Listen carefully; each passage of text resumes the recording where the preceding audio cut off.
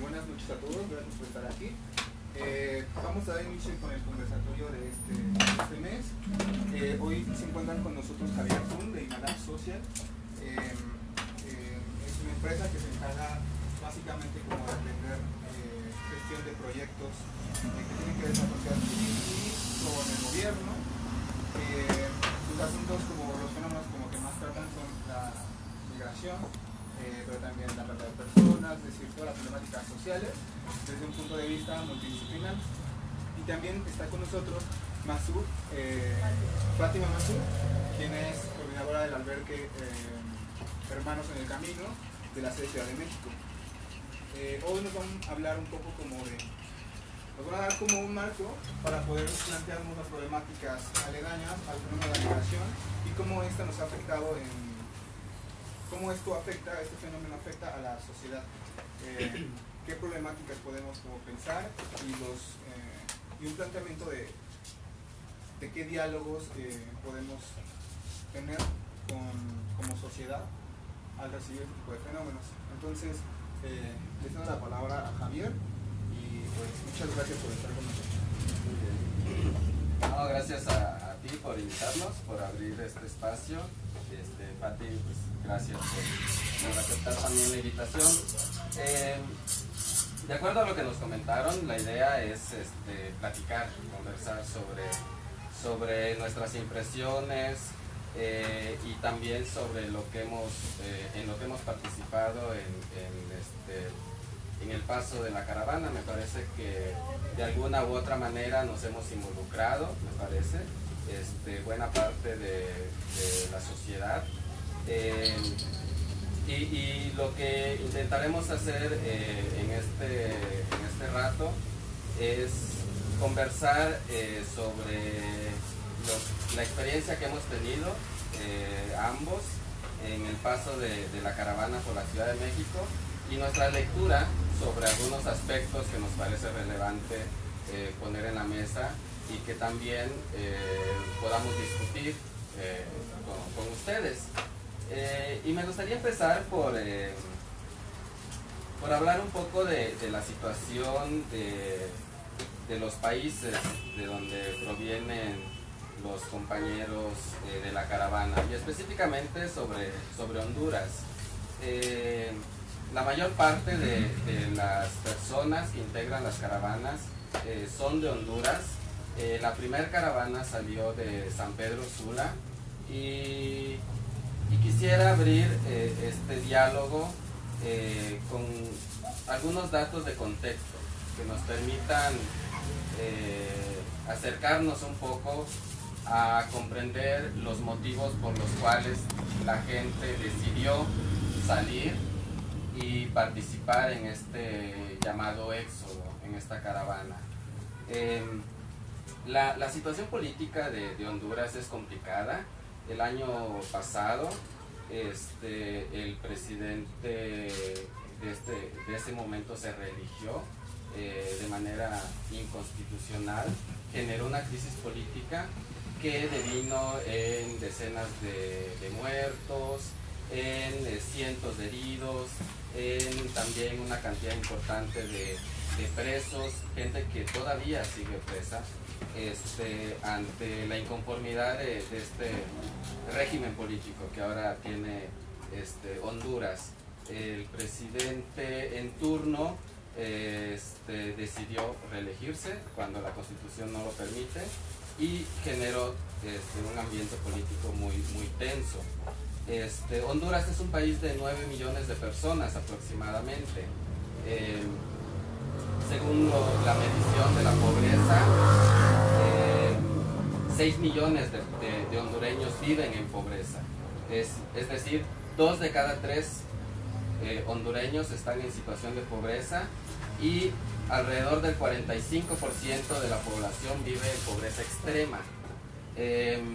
Para hacer una comparación con los datos de México, en México se reconoce oficialmente que alrededor de la mitad de la población vive en pobreza. Y muchos académicos, muchos investigadores dicen que estas cifras son muy bajas, que en realidad las cifras pueden alcanzar hasta el 80%. En Honduras se reconoce que 2 de cada 3 viven en condiciones de pobreza, y esto puede ser todavía más alto si las medidas son más rigurosas. Hay un ambiente de violencia, de pandillas, las llamadas maras. El narcotráfico ha infiltrado también el gobierno en los diferentes niveles. Para dar una idea de las condiciones de vida de la población, el Índice de Desarrollo Humano que elabora PNUD ubica a Honduras en el lugar 130 a nivel global. En América solo Haití está por encima o por debajo de este nivel de desarrollo humano. Es decir, Haití históricamente ha sido el país con mayor rezago social, y Honduras se ubica un paso después, ¿sí? Para darnos la dimensión de qué situación tiene Honduras en este momento. Tiene la tasa de homicidios más alta de América. San Pedro Sula se ha considerado la ciudad más peligrosa del mundo, algunos índices lo mencionan así. Es el lugar de donde se origina la primer caravana de migrantes, y las remesas son la principal fuente de ingresos. En México ahí nos la llevamos entre petróleo, turismo, remesas. Va fluctuando estos primeros lugares de importancia.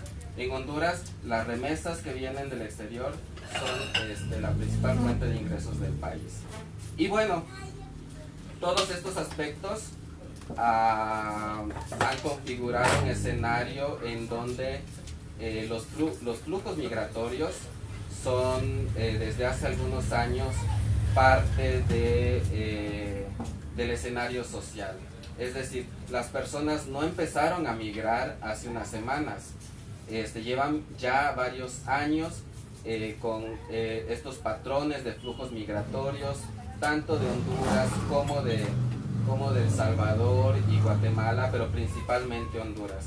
Se estima que desde hace ya un par de años salen alrededor de 400 migrantes mensuales, ¿sí? Esto nos da alrededor de 5,000 personas al año aproximadamente que salen de su país. Son flujos constantes, regulares. Y lo que sucedió ahora es que de alguna manera, que ahora vamos a platicar también las impresiones que tenemos, se organizaron para caminar en bloque, en caravana. Me parece que es importante tener este panorama. La mayor proporción de personas que integran la caravana o las caravanas son de Honduras, y aunque me parece que en el imaginario, al menos en mi caso, Honduras nos puede sonar muy similar a Guatemala, Nicaragua, Salvador. Lo cierto es que en los últimos años la situación particular de Honduras se ha agravado al llegar a este tipo de escenarios políticos, económicos, y que pues han derivado en este escenario migratorio. Entonces, lo que tenemos ahora es que el 13 de octubre salió la primera caravana de San Pedro Sula. Alrededor de 5,000 personas empezaron a caminar, a trasladarse con el objetivo de llegar a Estados Unidos, llegando a la frontera de México una semana después. El 19 de octubre fue cuando inician la entrada a México. Y una vez en Chiapas, bueno, empiezan a tomar ruta por Veracruz, Puebla, hasta llegar a la Ciudad de México, en diferentes escenarios, ya con ciertas dificultades que ahora también platicaremos.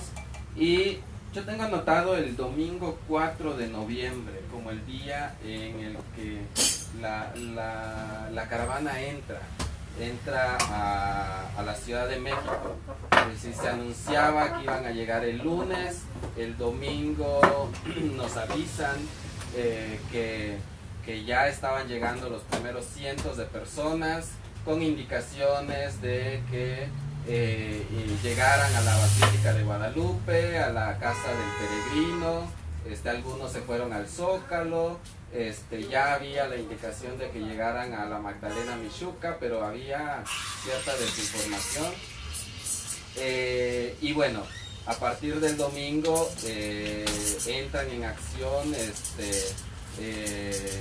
diferentes operativos. Uno de ellos en el que participamos es el puente humanitario, que se conforma de agrupaciones de la sociedad civil, eclesiales, que pretenden atender las necesidades, demandar también que los diferentes actores cumplan con su rol y estar atentos a que las personas de la caravana pues reciban el trato humanitario que es necesario, consagrado también por diferentes tratados internacionales. Entonces, bueno, hasta aquí esta primera participación y mira, ahí vamos. Y le daría el micrófono a Fátima para que nos comparta también las reflexiones que trae. Bueno, un gusto estar aquí acompañándoles para conversar un poquito de nuestra experiencia operativa en la atención a las y los hermanos migrantes. Como bien apuntaba Javier, este fenómeno de el desplazamiento no es nuevo. Tengo la fortuna de colaborar con el albergue Migrantes Hermanos en el Camino desde 2011. Nuestra sede principal está en Ixtepec, Oaxaca, en el mero istmo de Tehuantepec, y es una de las principales rutas de la migración desde hace muchísimos años. Entonces, digamos que partiendo de la frontera sur, hay dos rutas principales para quienes usaban el tren, y una que entra por Chiapas y la otra por el lado de Tabasco, ¿no? Entonces Ixtepec se sitúa, digamos que en el tercer punto de la ruta más o menos, cuando las personas migrantes podían hacer uso del tren.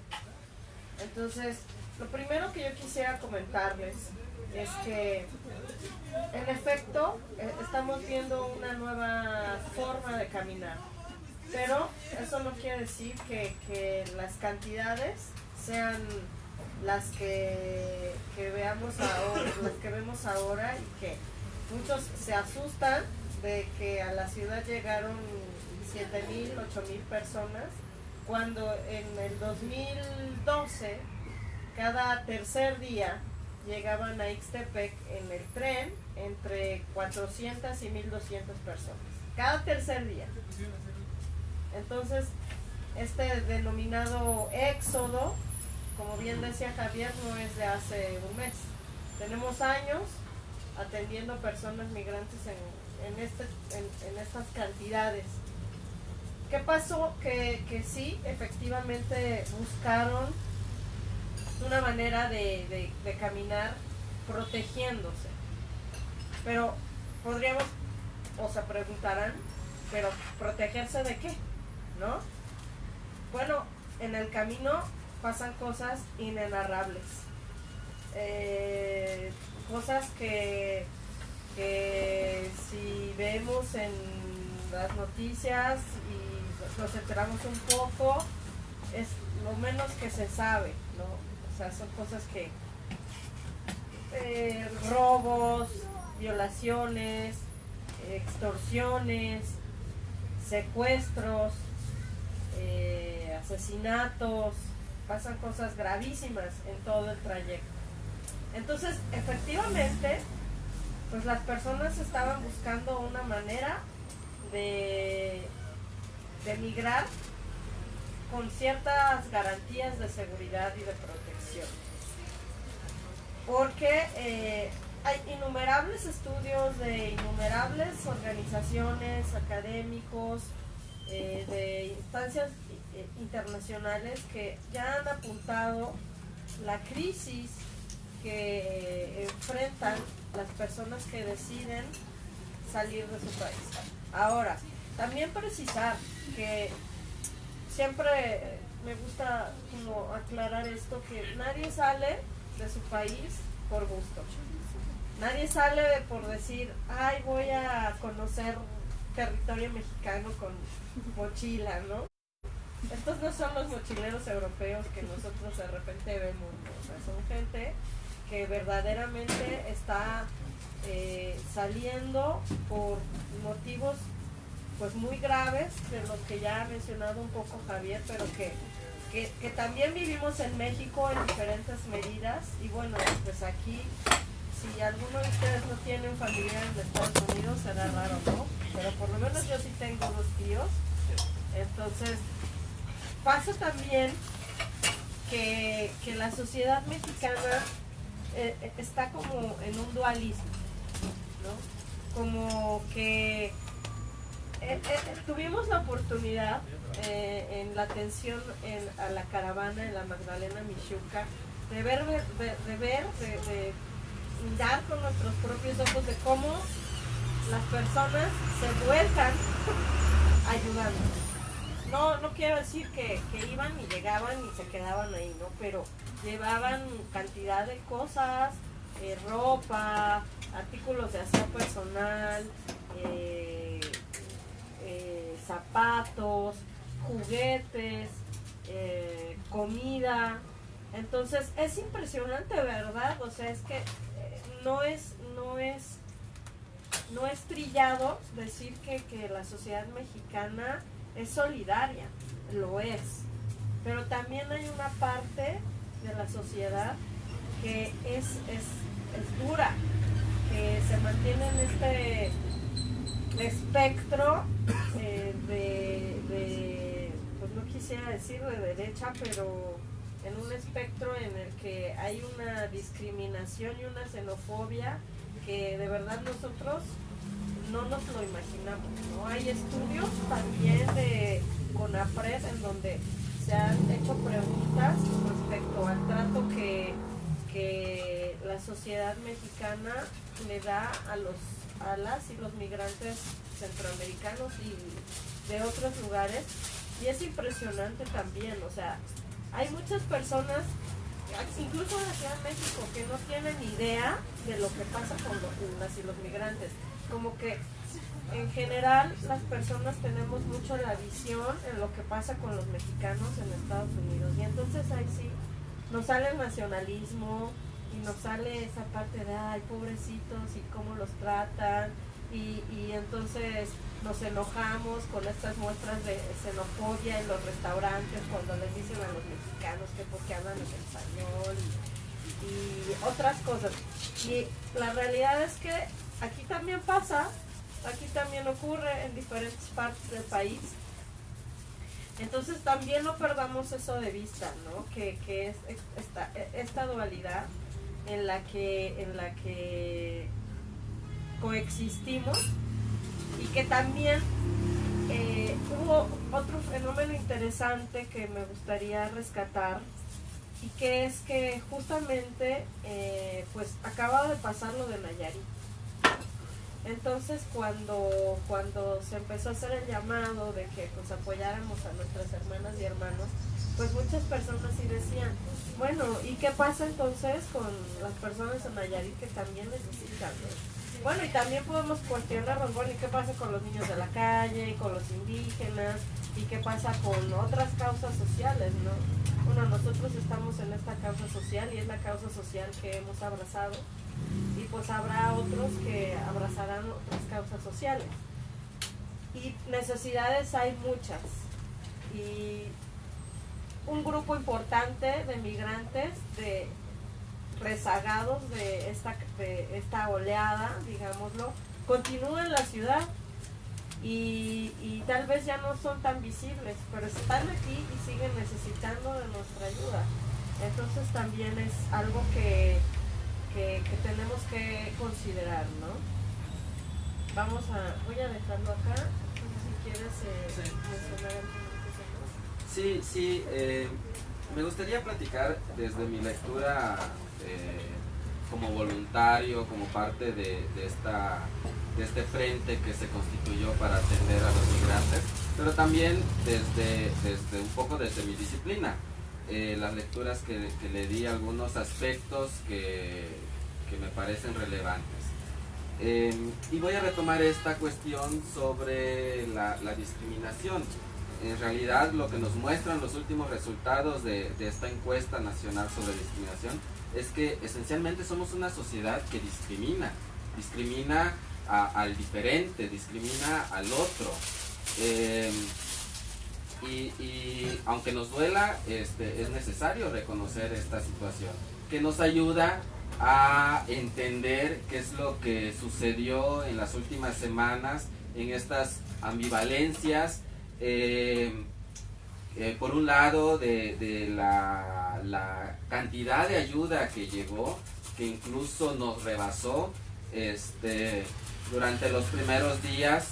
De hecho, el primer día recuerdo que la Magdalena Mixhuca no estaba lista para recibir a los cientos de migrantes que llegaron el domingo. Los fuimos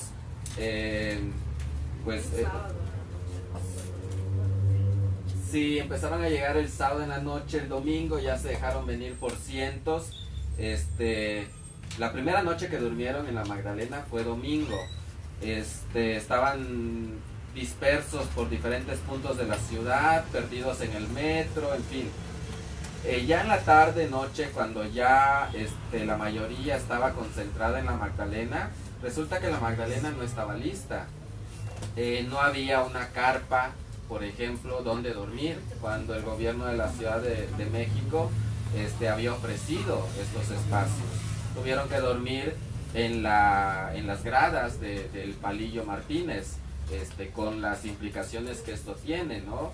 Poniendo debajo periódico, cartón y las cobijas, en fin, fue una situación dura para los cientos que llegaron el domingo, pero a partir del lunes, ya cuando eran miles y ya también cuando la sociedad se movilizó, la ayuda fluyó y fluyó mucha, a tal punto que en 3 o 4 días estábamos rebasados en la cantidad de ayuda que llegaba. Había suficiente ropa, demasiada ropa incluso. Faltaban algunas cosas específicas como tenis, chamarras, ropa interior para mujeres, niños, hombres, pero había muchísima ropa. Habían otras tantas cuestiones que sobraban, medicamentos había en exceso, cierto tipo de medicamentos, pañales, toallas femeninas, en fin. Había necesidad de otras cosas que costaba más trabajo conseguir, pero que se conseguían, ¿no? La comida del día a día, los desechables para servirlo, el agua. Recuerdo que un día nos llegó un tráiler completo de electrolitos y fue toda una movilización, descargar el tráiler, almacenarlos, distribuirlos, en fin. A lo que voy es que la ayuda fluyó. Todavía la gente nos buscaba ofreciendo ropa, comida, diferentes artículos. Tuvimos que decir que no a buena parte de lo que nos ofrecían en el transcurso de la primera semana, porque no teníamos dónde almacenar y porque también es cierto, ya no se estaba utilizando de la mejor manera, ¿no? Pero bueno, por un lado esta ayuda que fluyó, que sigue fluyendo, pero por otro lado esta esta otra campaña para desprestigiar, para estigmatizar a las personas que no eran tan agradecidas, que algunos generaban problemas, que eran violentos, que habían maras infiltrados, en fin, una serie de cuestiones que ayudaron, me parece que lo siguen haciendo, a reforzar estigmas sobre las personas migrantes. Y lo cierto es que en un grupo bastante heterogéneo de personas, pues sí, habían muchos niños, muchas mujeres que venían solas, muchos adolescentes no acompañados de 16, 17 años, 15 años que van viajando solos, y algunas personas que hasta donde yo alcancé a percibir, sí buscaban una forma de aprovecharse de la situación. Me parece que las menos, la mayor parte de la gente que integra estas caravanas son gente, no es la gente más pobre del país. Generalmente no son los más pobres los que pueden migrar, son los que tienen ciertos capitales, capital económico, capital social, capital humano, en fin, no son los más pobres los que viajan, y en general, ¿no? en todos los flujos migratorios del mundo, incluso el mexicano. Ustedes ven los flujos migratorios de mexicanos hacia Estados Unidos y no son los que viven en pobreza extrema, los que van a Estados Unidos, los que pueden pagarle al pollero. Hay un perfil, hay varios perfiles de personas que migran. En este caso, evidentemente no son también las personas más pobres de estos países. Desafortunadamente, estas personas tienen mucho menos recursos para poder movilizarse y emprender estas decisiones. Y entonces parecería que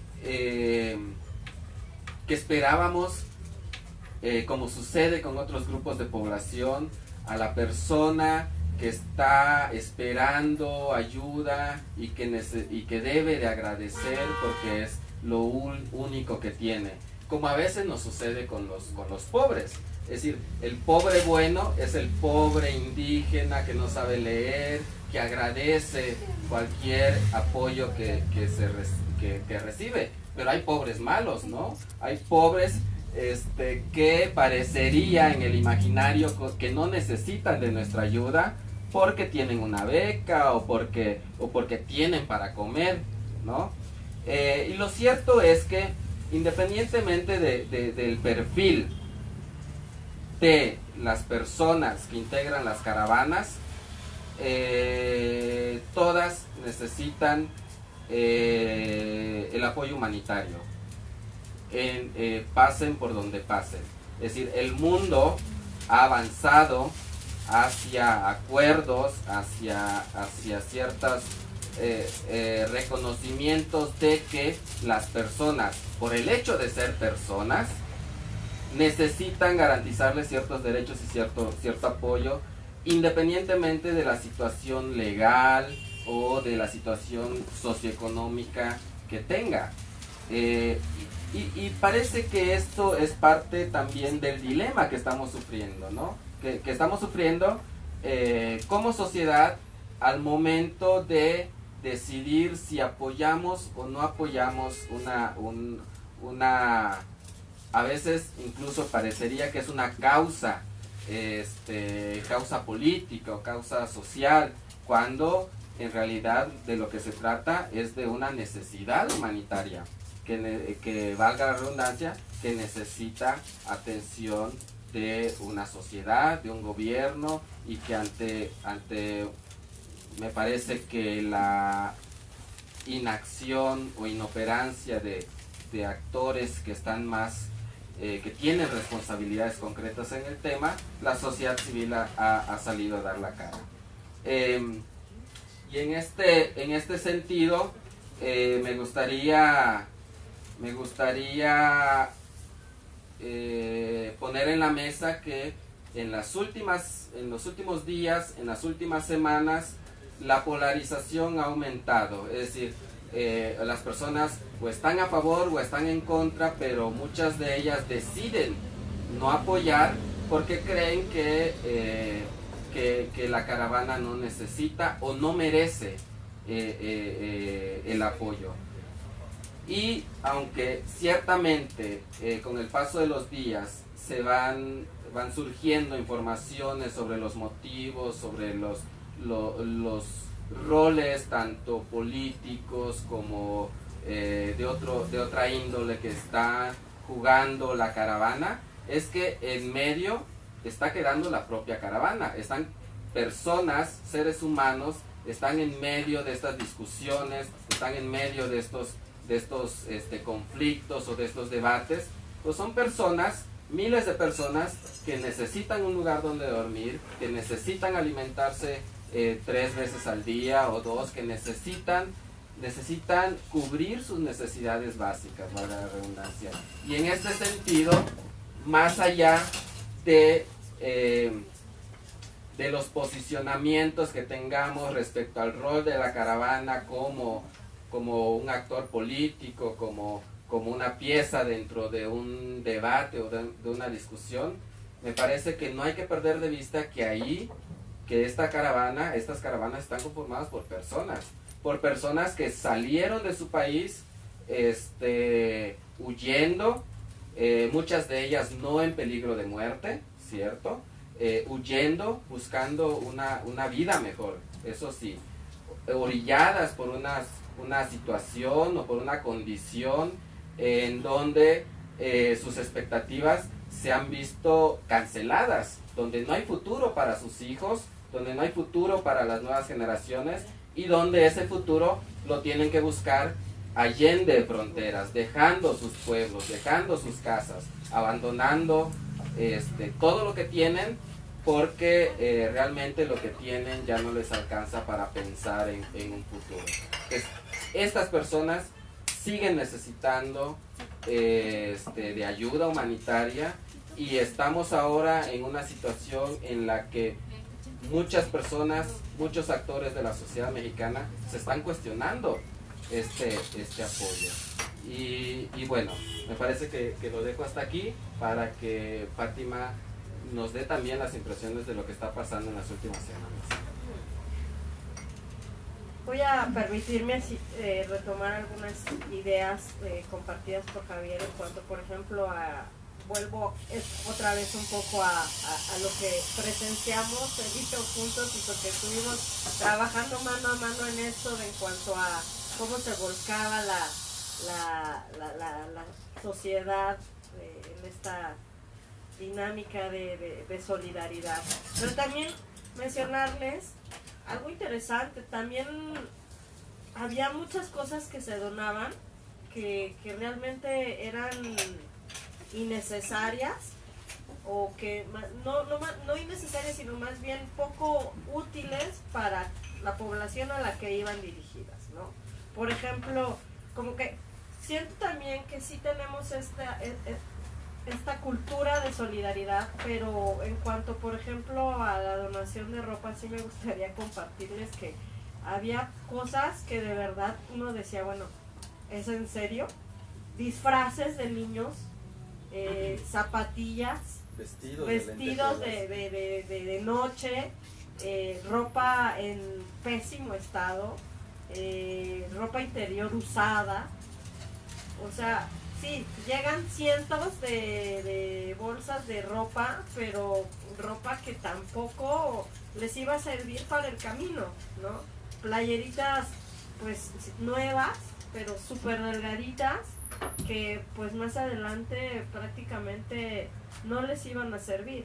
Entonces, también en esta dinámica de cómo sumar y de cómo ayudar, y es importante siempre realmente pues dar lo que en verdad se necesita, ¿no? Porque lo que se necesitaba, que era mayormente ropa de hombre, escaseaba. Y si había, eran unos pantalones así, miren, enormes. Y la fisonomía de los centroamericanos es pues muy similar a la nuestra, son personas delgadas, tallas medias, de calzado regular, y entonces cuando llegaban zapatos así, zapatos impares, en ya muy mal estado también. Entonces, pues sí, se trata de donar, pero no lo que para ti ya es basura, o lo que como ya no tienes en dónde guardarlo, entonces lo llevas, ¿no? Y digo, no solamente esto en específicamente en la situación en la que vivimos, sino porque nos pasa a nosotros en Ixtepec regularmente, ¿no? Que nos llega mucha más ropa de mujer, pero nos llegan cosas que verdaderamente no pueden usar nuestras hermanas y hermanos. Entonces es como llevarlo y también pues no poder utilizarlo apropiadamente. Por otro lado también puntualizar que la respuesta del gobierno ha sido más a nivel estatal. No, el gobierno federal, como que también pensando en que ya va de salida, sí, como que intentó hacer un pronunciamiento, intentó hacer algunas cosas, por ejemplo esto del programa Quédate en tu casa, una cosa así, que fueron las primeras acciones que se tomaron, que se quisieron tomar conteniendo al flujo en el sur del país, Chiapas y Oaxaca, pero que no son iniciativas nuevas tampoco. O sea, ya existe el programa de empleo temporal, ya existen visas de trabajo, permisos de trabajo temporales en esas zonas. O sea, no son tampoco cuestiones que hayan sido como iniciativas novedosas, ¿no? Innovadoras, no, son programas que ya existían. Entonces, la respuesta ha sido también estatal. Son los gobiernos estatales quienes han venido respondiendo, por ejemplo, para el traslado, ¿no? Y sucedió cuando empezaron a subir, sobre todo en el estado de Sinaloa y en Sonora, que los gobernadores dijeron, no, vamos a moverlos lo más rápido que se pueda, porque aquí no se pueden quedar, ¿no? Y que entonces el traslado fue en cuestión de horas, ¿no? En donde más se estacionaron fue en la Ciudad de México, porque bueno, había otras condiciones, pero también compartirles que el Estadio Palillo no era tampoco el mejor lugar, ¿no? Estaban en carpas de lona blancas, así. No, yo no sé si vieron imágenes, pero bueno, carpas enormes, y dormían en colchonetas, con cobijas, pero eso desde las 12 de la noche, eso era tremendamente frío. Y luego, si bien se les proporcionaron los 3 alimentos, bueno, también hablemos qué clase de alimentos se les dieron, ¿no? Arroz, frijoles. Y bueno, por supuesto que también no podemos cuestionar y ser tan exigentes, ¿no? Decir, ay, bueno, se les dio una dieta balanceada. Pues no, pero hubo la promesa del gobierno de la ciudad que habría como cuidado en esto, y no pasó así. Lo primero que se dijo fue, sí, tendremos atención en que haya por lo menos fruta, y brilló por su ausencia, ¿no?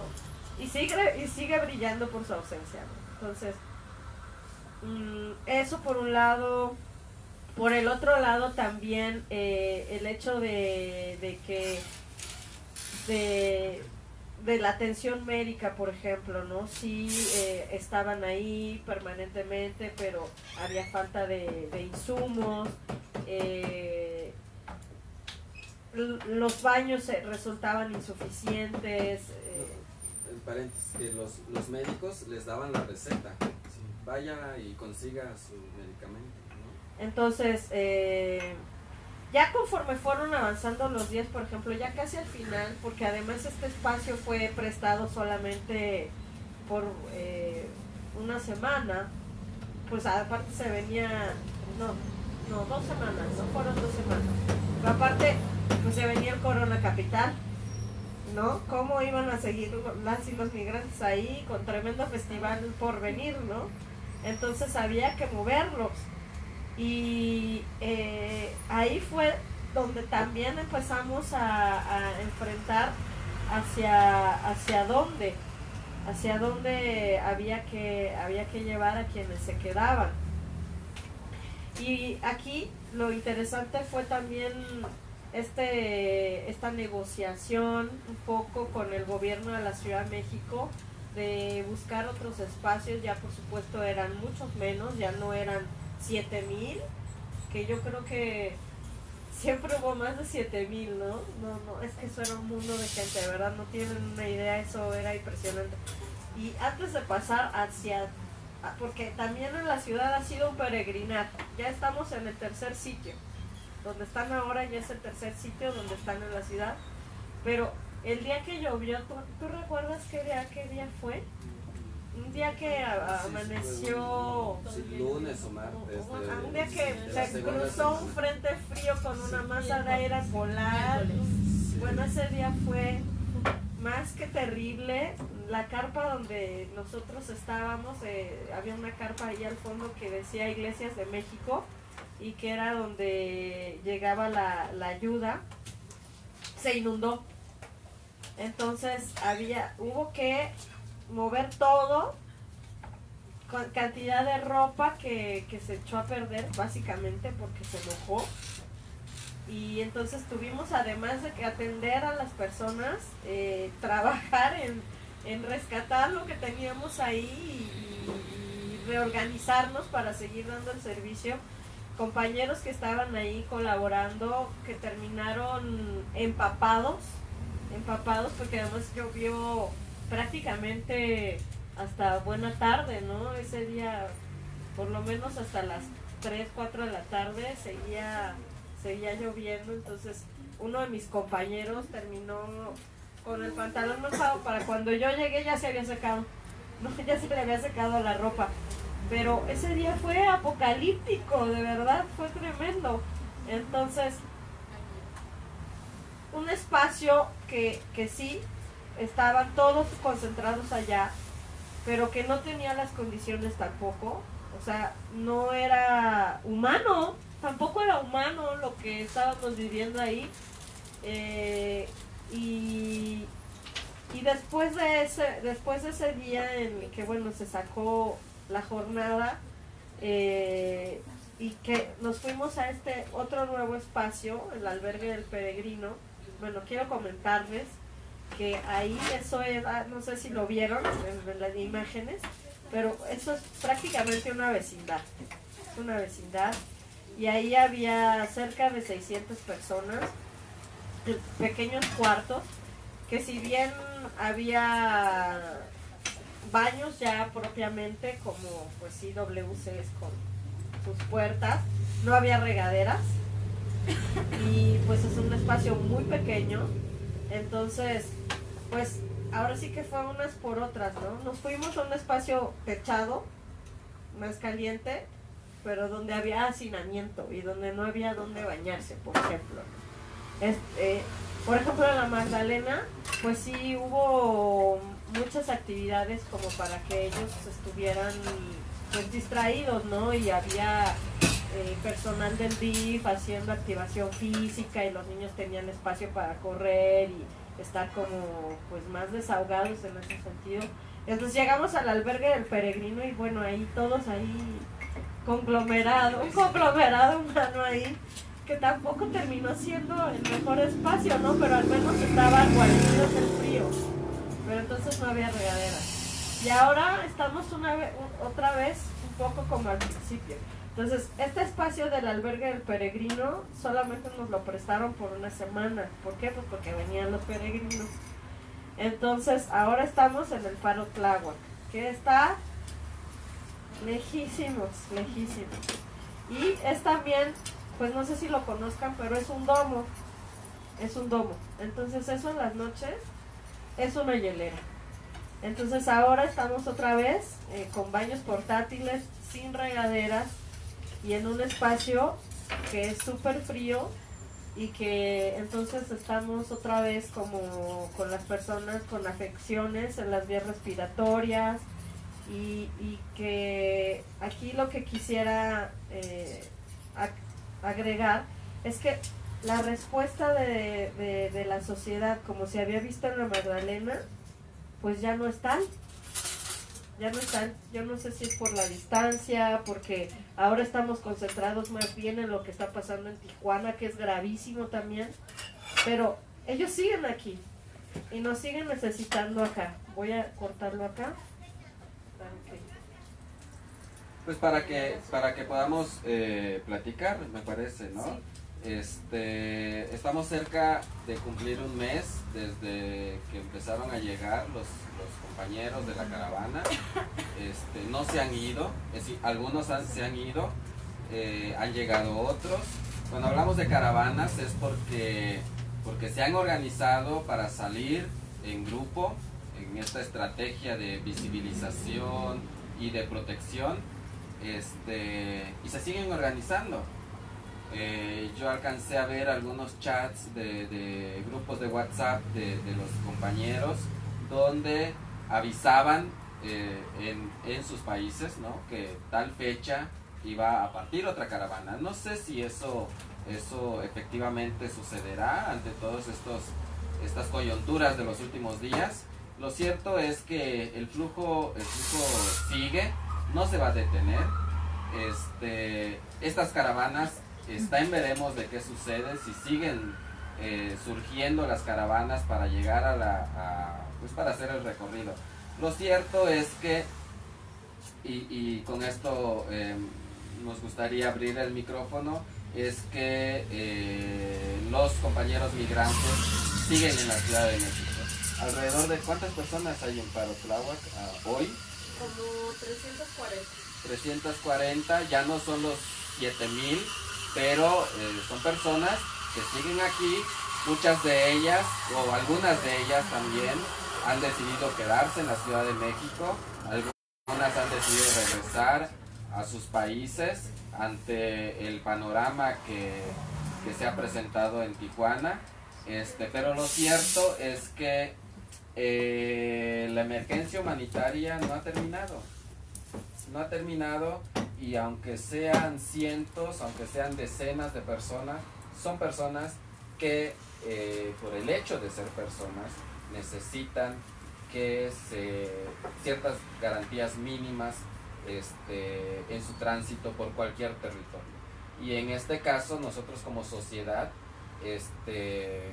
pues tenemos que responder como un actor más, como también lo tiene que hacer el gobierno, como también lo tiene que hacer la academia y los diferentes actores, cada quien en su rol, y la sociedad civil denunciar, demandar cuando algunos de estos actores no estén cumpliendo también con su rol. Y ahora nos gustaría pues abrir el micrófono para que intercambiemos algunas ideas sobre lo que hemos platicado y también sobre sus experiencias. Por aquí veo a Erika, que estuvo también un par de días ahí, y seguramente ustedes estuvieron involucrados de alguna u otra forma. Rob. Muchas gracias, Fátima y Javier. Pues bueno, yo antes de que pasemos como al diálogo, a mí me gustaría, porque veo como a personas nuevas, recordarles que estos conversatorios están pensados como para abrir un diálogo con la sociedad y con las problemáticas, ¿no? Entonces, esto viene tanto de la academia como de una empresa social. Entonces es como para que nos pensemos como personas que viven no solamente desde un sector, ¿no? Esto pues como para poder analizar los temas desde diferentes enfoques. Entonces, pues algo que olvidé decir es que están organizados por la red Migrare, por Primer, que es un proyecto con CONACYT, y por el Malab Social, y aquí muchas gracias a Marabunta también por abrirnos el espacio.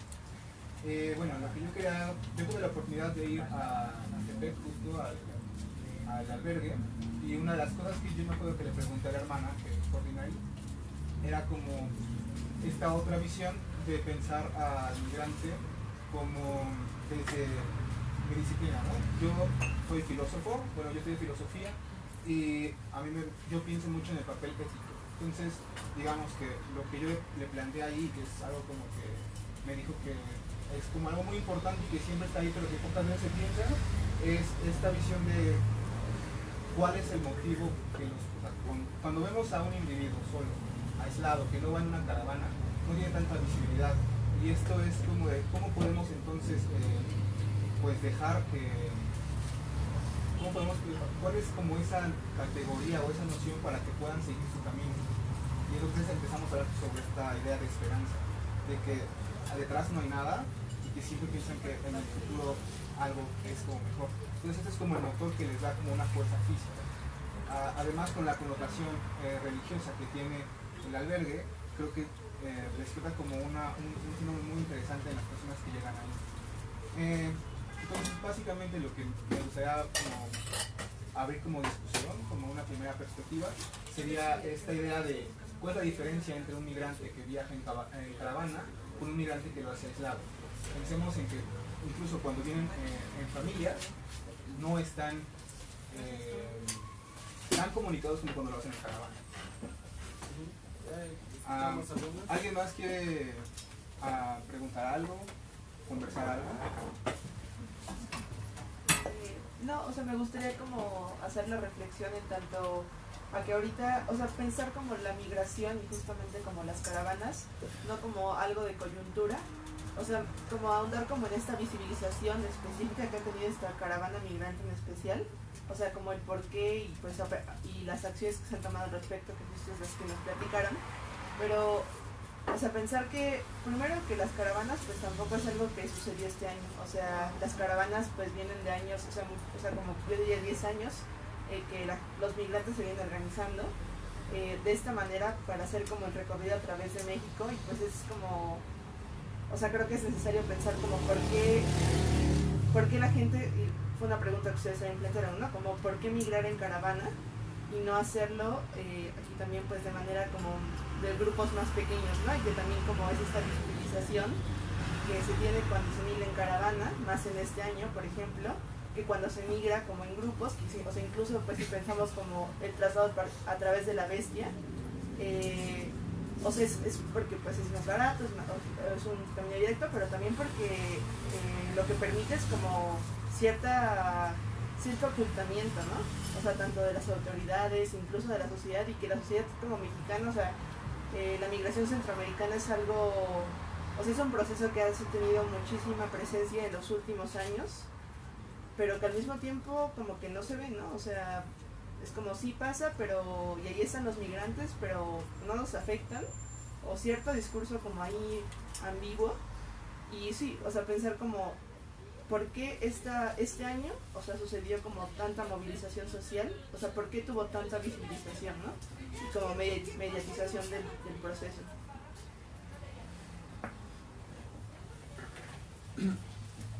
Bueno, hola, yo soy Pedro. Yo también desde mi disciplina he tratado de estudiar un poco el fenómeno. Yo soy arquitecto y ahorita hablando de esto del anonimato, por ejemplo, de la bestia y la visibilidad por el otro lado, a mí me pareció impactante ver el puente Doctor Rodolfo Robles, se llama, creo, el puente que une Tecunumán y Ciudad Hidalgo, verlo repleto, cuando la costumbre era verlo vacío, ¿no? Verlo vacío y ver las balsas abajo. Y creo que, o sea, también algo importante de la caravana fue pues esa intención de causar revuelo mediático, como de darle cara a estos cuerpos que han estado siendo olvidados por tanto tiempo y que todavía no se logran articular del todo como en el imaginario colectivo, ¿no? O sea, hay como muchas inquietudes que ahorita hablaban de algunas de ellas, ¿no? Que de repente dicen, un poco espejeando los comentarios xenofóbicos de Estados Unidos, pues se van a robar nuestros trabajos, ¿no? ¿Cómo le vamos a dar tantos trabajos a tantas personas? Y la gente no sabe que, por ejemplo, Tapachula ha absorbido muchísima, o más bien se ha aprovechado de muchísima mano de obra migrante en los últimos 20 años, ¿no? Las mismas visas migratorias que se han, o bueno, los permisos de trabajo que se han dado, pues no son nuevos, ¿no? Y son una ventaja que ha tomado el mismo gobierno de Chiapas y el gobierno federal. Entonces creo que uno de los valores más importantes que le va a la caravana migrante es que es que por primera vez se le da esta visibilidad y se causa este revuelo mediático. Porque si bien ya tenía cierta presencia en los medios, yo creo que era una presencia no muy articulada, ¿no? Por ejemplo, las patronas fueron una de las olas mediáticas más importantes, pero era un fenómeno, yo creo que no se acaba de entender, o que digo, a muchas personas les preguntabas sobre las patronas y te decían sí, las que les dan de comer a los del tren, pero ¿quiénes son los del tren? Pues como que no sabían bien. Entonces creo que ese es un valor muy importante, o sea, al final es un valor simbólico y que cambia totalmente la condición del fenómeno migratorio, que llevaba años de... O sea, un pilar de este fenómeno era el anonimato. Y creo que esto es algo que le da un valor único, ¿no? Sí. ¿Rebotamos algunas ideas o alguien quiere? Sí.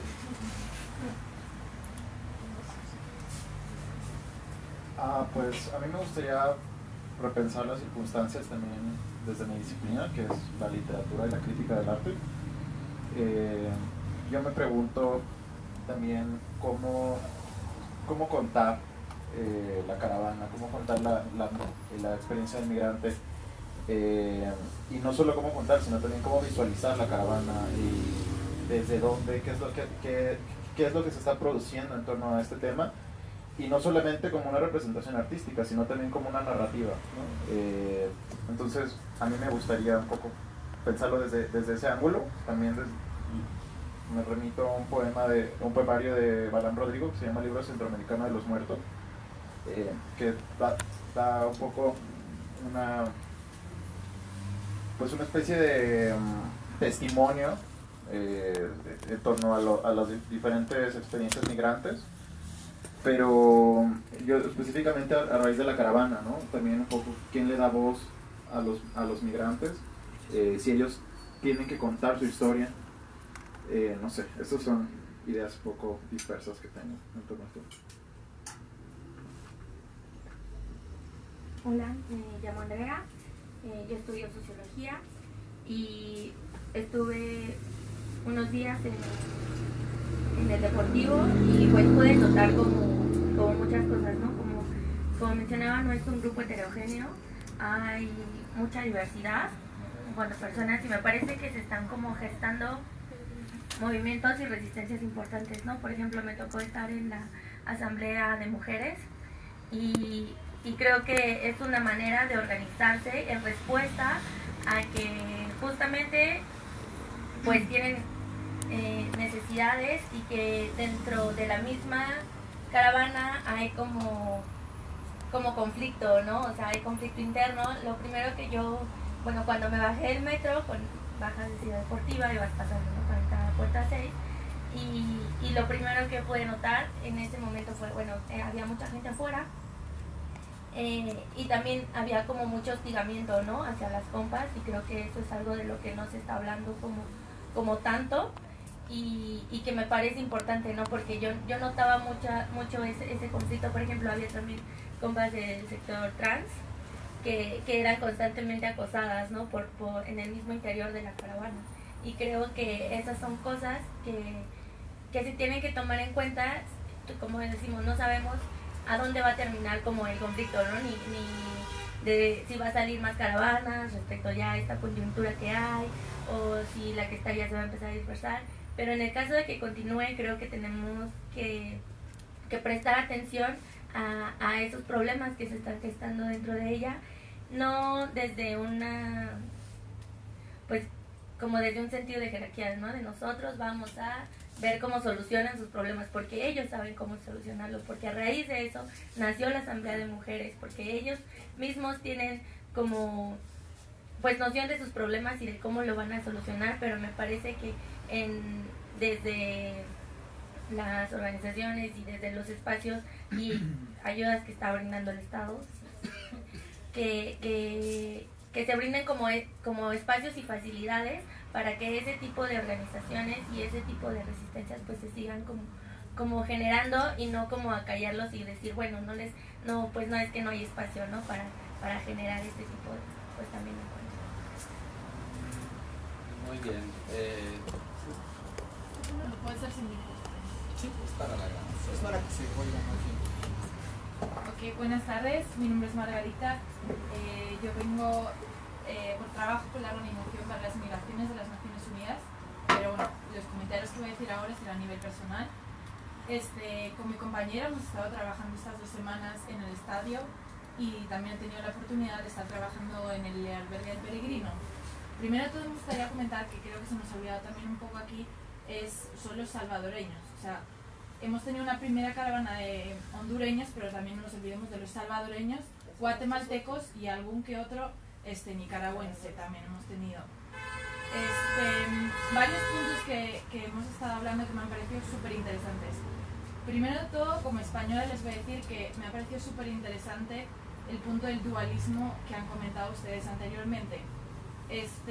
Siempre como de la perspectiva de un extranjero, que ahora ya me siento muy mexicana, pero no todavía me faltan algunas expresiones. Me ha parecido muy interesante cómo tiene que sentirse un mexicano teniendo un país hermano que es Estados Unidos, como siempre habéis vivido la historia que tenemos, ¿no? Entonces, vivir estos días la caravana aquí ha sido muy intensa. Entonces ha sido realmente es que creo que el dualismo es la palabra, ha sido o sea, se ha volcado muchísimo la Ciudad de México y ha sido increíble ver eso, pero a la vez ha salido esa xenofobia de verdad que yo jamás imaginaba que iba a surgir esto en un país como es México, con la historia que ustedes tienen. Entonces me ha parecido muy interesante ver cómo realmente ese odio que crean las naciones, y otra vez a lo que usted estaba comentando anteriormente, y eso es poner esa diferencia entre todos somos iguales aquí. Seamos de España, seamos de México, tengamos raíces indígenas, no por eso tenemos que unos tienen más acceso a tener protección, a tener más derechos. Todos somos humanos, todos somos iguales, y en la creación de fronteras es cuando se crean las diferencias entre nosotros. Entonces, si ya los migrantes tienen más acceso, tienen más protección, tienen más cualquier cosa, los pobres indígenas, no, todos somos iguales y todos tenemos derechos humanos. Y eso es súper importante, yo creo. Después es el rol de los medios de comunicación, ¿no? Hoy en día, obviamente, los medios de comunicación son realmente los creadores de los estigmas sociales a día de hoy. Han sido aquellos que han traído pues sí, ha habido integrados dentro de la caravana las maras, y nos están robando esto, etcétera, etcétera, etcétera. Entonces, yo creo que es súper importante también hoy en día recalcar que deberíamos fomentar el periodismo sano, el periodismo real, porque realmente es todo, no sé cómo decirlo, pues son palabras muy vagas y con mucho mal detrás de las palabras que estamos leyendo. Por último, bueno, decir que desde mi punto de vista, realmente, por mi experiencia que yo tengo, el montaje, como estuvo todo en el estadio, realmente me sorprendió muchísimo, sobre todo porque la ciudad no estaba preparada para albergar 7.000, 8.000 personas que llegaron de un momento para otro. Bueno, creo que nadie se puede estar preparada por una situación así, pero independientemente de esto, en el caso, sí me sorprendió muchísimo la ayuda, todo como se volcaron, no faltó tantísimo, y sí que obviamente siempre hay pequeños puntos donde se puede mejorar, definitivamente. Para mí, mi mayor problema fue definitivamente el tema de los baños, que no había una perspectiva de género, cuando sabemos que los migrantes, la vulnerabilidad que existe entre los migrantes es altamente, y los baños, pues eso era para mí, o sea, llegar y ver que los hombres y las mujeres podían entrar ahí independientemente de nada, el tema de las duchas, pero bueno, siempre hay que mejorar, obviamente. Y bueno, por ahora sería mi aporte. Muchísimas gracias igual, y les paso con mi compañero. Hola, ¿qué tal? Yo soy Giselle. Bueno, yo solo quisiera así como ahondar un poco en la cantidad de migrantes que están habiendo ahorita, ¿no? Porque, bueno, comentaban una cantidad que tal vez era un poco errónea, de 5.000 personas al año, pero en realidad, o sea, hay datos de 2005, 2014, que fueron los años en que más se deportó, y que fueron aproximadamente 300.000 en 2014, 400.000, casi medio millón en 2006, creo que fue, con el sexenio de Fox. Y aproximadamente se deporta, hay como 150.000, 200.000 deportaciones al año, y casi todas se hacen en la frontera sur. Bueno, no en la frontera como tal, pero sí en los estados de Oaxaca, Chiapas, Tabasco, Veracruz. Y pues si esos son los que deportan, ¿cuántos están migrando entonces? Yo me imagino 400.000 personas, 500.000 de personas al año están transitando aproximadamente por México, y casi todas se quedan en estos estados del sur porque constantemente les están regresando. Y ahora son 5.000, 7.000, 10.000 personas. ¿Y cuál es la importancia de que se esté dando seguimiento a estas personas, no? Bueno, yo me he cuestionado esto, ¿es porque llegaron a la Ciudad de México? No creo, porque lo están monitoreando desde que salieron de sus países.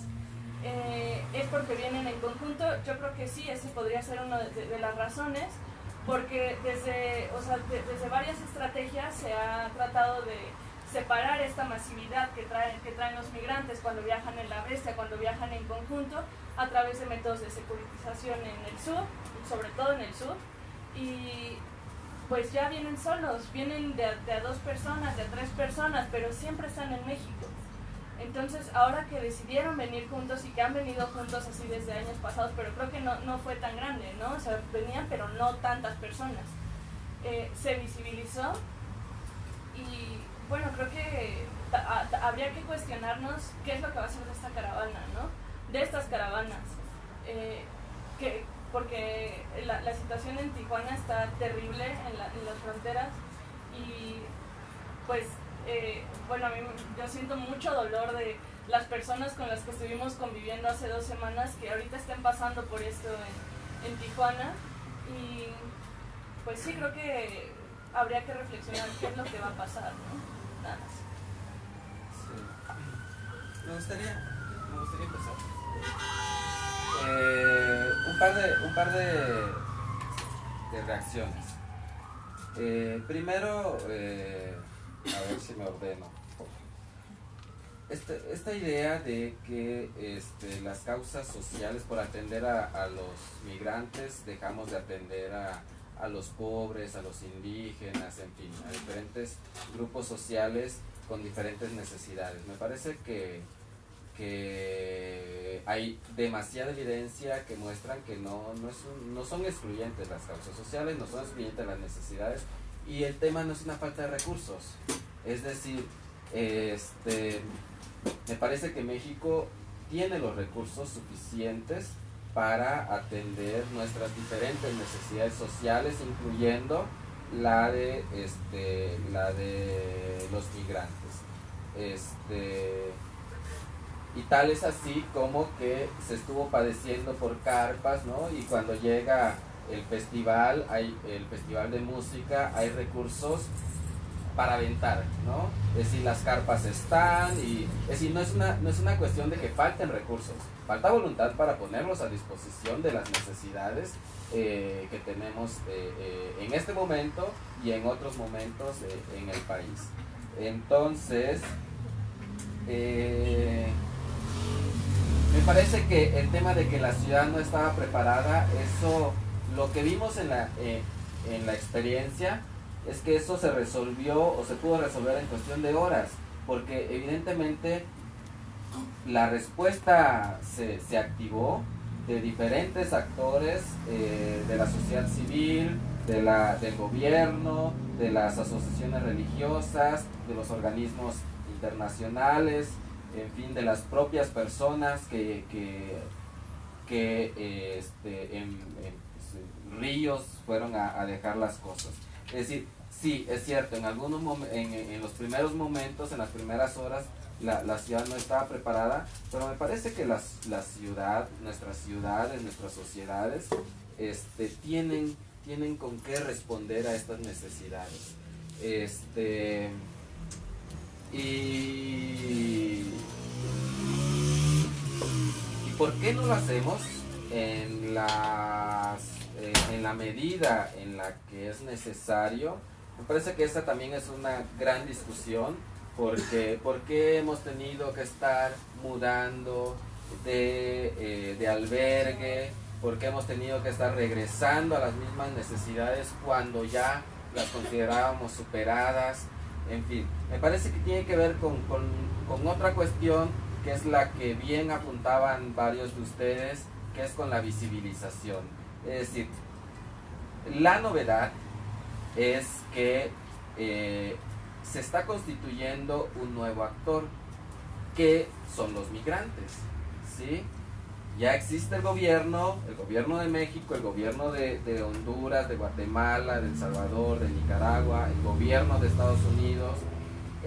Hace algunos años a la fecha se constituyó el actor de la sociedad civil, las patronas, los hermanos en el camino, el padre Solalín, de diferentes organizaciones, pero no existía el actor del migrante, ¿sí? Es decir, si sabemos que son personas migrantes las que son objeto de estas discusiones, pero no había un actor que pudiéramos denominar como el actor de los migrantes. Me parece que esta es la novedad, de las caravanas, de manera no por generación espontánea. Hay actores interesados en conformar este nuevo actor, y este nuevo actor no, desde mi percepción, no estaba consciente de que era un actor, y está tomando esa conciencia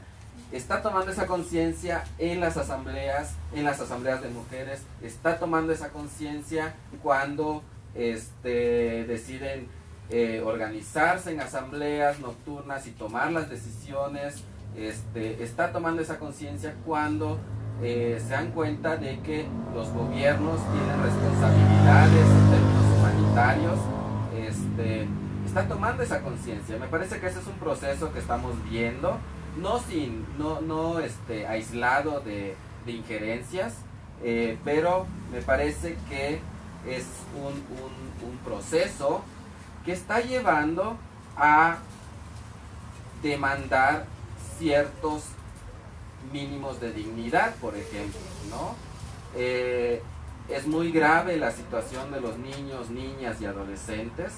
Es muy grave también como algunos medios de comunicación provocaban ciertos aspectos, le llaman ellos, para transmitir en los medios de comunicación y construir estos imaginarios.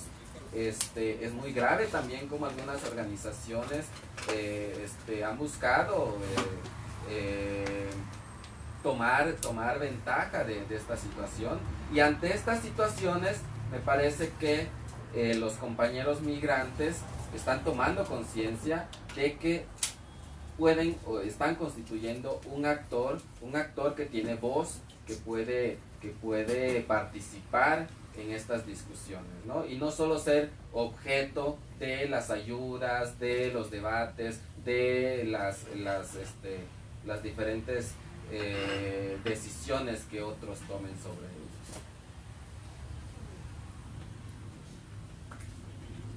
Sí, en esta misma línea a mí me gustaría contar que estamos en un momento histórico, porque el tratamiento que se le está dando a quienes se han quedado en la ciudad es bien diferente. Como ya lo mencionaban, esta no es la primera caravana. Ya ha habido otras en otros momentos, y que muchas de ellas llegan a la Ciudad de México y aquí es donde se dispersan. O suben, o regresan, o se quedan, diferentes escenarios. Pero lo que está pasando en este momento en el Foro Tláhuac no se había visto. Y me refiero al tratamiento que se le está dando para resolver, para dar respuesta a quienes se están quedando.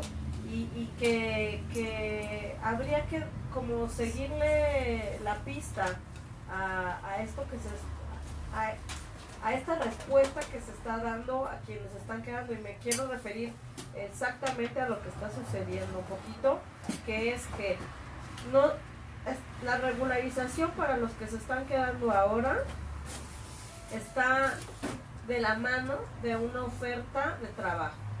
O sea, no es de ok, te vamos a dar como en otras caravanas que les llamaban Via Crucis y que más o menos se hacían por ahí de Semana Santa y bueno, eso tiene otra historia, ¿no? Entonces, que tiene que ver con esto que se mencionaba de la visibilización y de que el migrante sea su propia voz. Por eso me parece interesante la opinión de tu comentario de quién da voz a las y los migrantes. Ellos mismos se dan voz. Es un proceso que se está construyendo y que avanza y retrocede, pero que ahí va, ¿no? Y que a dónde va a parar no lo sabemos, habría que estar atentos de esto, pero una vez que como sujeto consciente tome esta estafeta de que ellos son su propia voz, veremos cosas interesantes, ¿no? Ya vimos un ejercicio ahí de lo que pasó con el intento de cruzar así el muro, y yo me remonté a lo que la compañera de España seguramente sabe mejor que nosotros de lo que pasa en Ceuta y Melilla, ¿no? Y cómo cruzan un muro y cómo cruzan el otro y cómo ahí los regresan en caliente. Y yo dije, bueno, estamos en Ceuta, estamos en Melilla, está pasando algo que no habíamos visto nunca en México, no lo habíamos visto. Y lo vimos en la frontera con el Tecunumán, que también sucedió, lo vimos en la frontera sur, pero mi lectura es que ese tipo de eventos difícilmente se darán nuevamente. Ya la última caravana que quería ingresar, así en este grupo así igual, fue detenida en Chiapas, 125 o 225, no recuerdo, porque bueno, para mí estas últimas semanas han sido caóticas. Hoy no sabía ni qué día estaba bien, entonces, pero he seguido atentamente lo que está pasando en diferentes partes del país. Y bueno, lo primero es que ya hubo un bloqueo ahí. Entonces, estamos en un momento bien particular. Uno, por lo que les comento, el tratamiento que se le quiere dar. Y por ahí también se supo que hubo empresarios en Tijuana que ofrecieron 600 trabajos y que se mediatizó que dijeron, no queremos trabajar, ¿no? Pero es también la otra parte de la historia, ¿no? O sea, ¿realmente estas personas se quieren quedar en México? ¿Salieron con el objetivo de quedarse en México? No. Y que lo están viendo como pues su última opción, ¿no? O sea, realmente yo creo que si alguien sale de sus países, me refiero al Triángulo Norte, con intención de venir a México, digo, no puedo hablar de un porcentaje, pero será el mínimo, ¿no? Y entonces ahora están atorados sin la opción de realmente o es México, ¿no? Poco, o regresar. Muchos están regresando también y por ahí decían, bueno, no nos faltará frijoles, pero bueno, entonces también la cosa es, entonces están saliendo por las causas estructurales que ya se han mencionado un poco acá, de que lo seguirán expulsando. O sea, eso va a seguir pasando. ¿Cómo va a ser? Pues tendremos que estar pendientes de eso, ¿no? Si seguirá siendo en estos grupos, si seguirá siendo individualmente, o si seguirá, no, está por verse. Y aquí lo interesante es, pues se preguntaba aquí, ¿por qué ahora? ¿Por qué de esta manera? Bueno, también es un momento político y estaban las elecciones intermedias en Estados Unidos, está el cambio de gobierno acá, y nosotros, por lo menos desde Hermanos en el Camino, estamos también esperando un poco a que el nuevo gobierno de la ciudad entre, a que el nuevo gobierno federal entre y ver cuál va a ser la posición que asuma la nueva administración, ¿no? Y por ejemplo, concretamente en el caso del Instituto Nacional de Migración, bueno, es un académico, ¿no? Habrá que ver que yo lo veo bien en el sentido de que se evita esta parte policíaca un poco de la visión de quienes han estado manejando el instituto, pero ahora es un reto también, porque no es lo mismo ser académico y estar en tu escritorio y ser un investigador de escritorio, que tal vez no tengas un acercamiento de campo dependiendo de tu disciplina, y ver realmente cómo vas a operar algo que sí es súper operativo, ¿no? O sea, si vas a tener las herramientas para afrontar el fenómeno de la migración.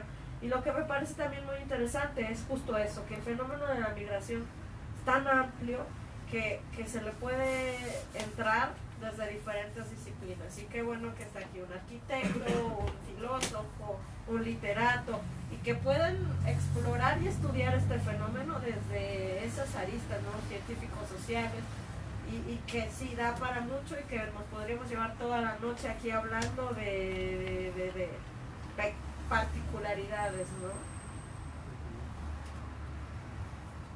Pues sí, pero además de observar y leer esta situación, me parece que estamos en un momento en el que todavía y durará, se necesita ayuda, si se necesitan manos, se necesitan horas de trabajo para atender estas necesidades. Y si me permiten hacer el comercial entonces, pues sí, en este momento lo que se necesita en Faro Tláhuac, que es agua, papel de baño, papel higiénico, detergente, jabón de tocador. Se necesitan brigadas médicas que den atención a todos estos que están...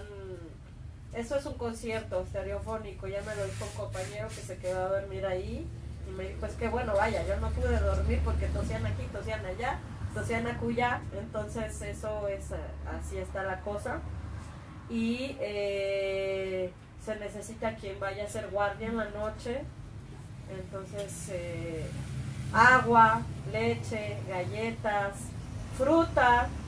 O sea, siguen habiendo necesidades. Afortunadamente este ejercicio novedoso que se está haciendo de proveerles de su regularización y al mismo tiempo de una oferta laboral, pues desahogará un poco al número de quienes se quedan. Y en nuestro peregrinar en la ciudad, que bueno, lo primero que nos dijeron es que el Faro era por una semana, entonces imagínense el ejercicio que hicimos de la casa, del albergue del peregrino, ir hasta Tláhuac en 10 camiones con todas nuestras chivas, y luego en otra semana otra vez estar buscando el espacio, que la apuesta es un poco esta, ¿no? De que una vez que entra la nueva administración, pues pueda haber un espacio, porque yo de verdad no puedo creer que en esta ciudad que es tan enorme no haya un espacio adecuado. No lo puedo creer, simplemente no lo creo. Entonces, porque a lo mejor no es cuestión del gobierno quien tenga que decir, pues yo tengo un deportivo, tengo un auditorio, puede ser un empresario, puede ser algún otro actor, ¿no? Que diga, yo tengo este espacio y si ya son 300, puedo fácilmente ponerlo a disposición, ¿no? Entonces, no le perdamos la pista. Sí, por supuesto, es súper importante lo que está pasando en Tijuana, y no solo en Tijuana, en otras fronteras también, ¿no? Porque los que ya vieron que Tijuana no se puede, muchos vienen de regreso y otros están explorando otras posibilidades, y la frontera tiene 3,000 kilómetros. Entonces también tenemos que ver que, o sea, nuestros ojos, tendríamos que ser como moscas, teniendo 1000 ojos ahí, como viendo para allá, para allá, para allá, para todos lados un poco. Entonces yo les invito a que no desatiendan, ¿no? A que sigan atentos de lo que está pasando en el sur, en el centro, en el norte, para, pues, de alguna manera, desde sus trincheras, desde donde ustedes están, poder dar alguna respuesta. Pues bueno, ¿alguien más quiere hacer algún comentario? ¿No? Pues una vez más les agradezco por haber compartido esto de no pensar al migrante como un dato, sino como a una persona. Y pues nada, muchas gracias de verdad por haber compartido esto con nosotros. Además aprovecho para invitarlos al próximo conversatorio que va a ser en la segunda semana de diciembre y va a tratar un poco como de comunidades y procesos artísticos. Entonces están todos invitados al próximo. Muchas gracias. No, gracias Gracias a ustedes. Gracias a ustedes. Muy bien.